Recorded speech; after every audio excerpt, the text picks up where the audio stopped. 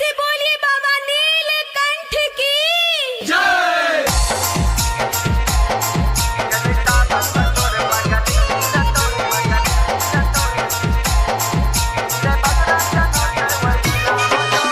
Music by Priyanshu Singh.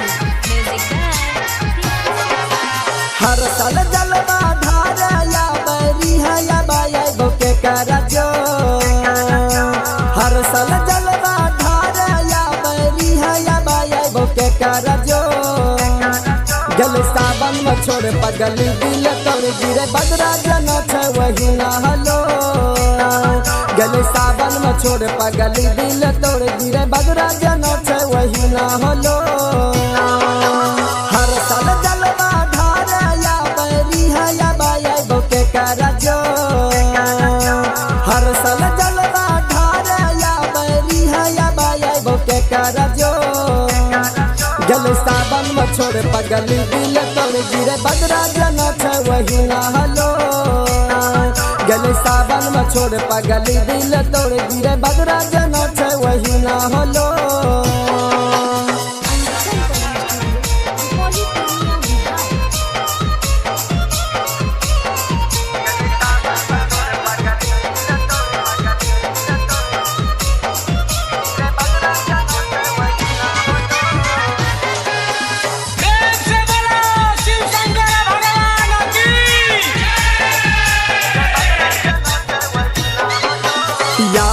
याद पगली हर दम हो गम हम पिया चिनम हो। याद पगली हर दम हो गम हम पिया चिनम हो। रह न पाता दोसर सुनाता लता हमारा सा छोरी कजो। रह न पाता दोसर सुनाता लता हमारा सा छोरी कजो। गल सावन में छोड़ पगली दिल तोड़ गिरे बदरा जना छ वही ना हलो। गल सावन में छोड़ पगली दिल तोड़ गिरे बदरा जना छ वही ना हलो।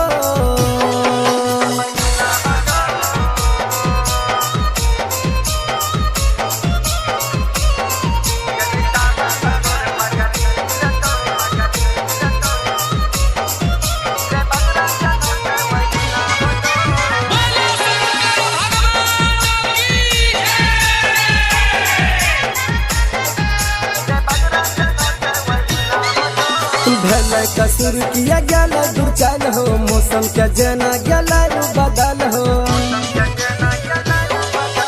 भले कसूर किया गल दूर चल हो। मौसम के जना गल बदल हो।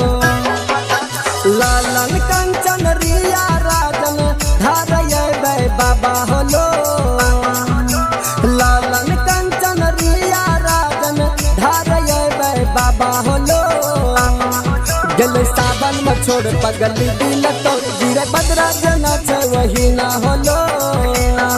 गल सावन में छोड़ पगली दिल तोड़ गिरे बदरा जना छ वही ना hello. Angika recording studio Rupauli Purnia Bihar.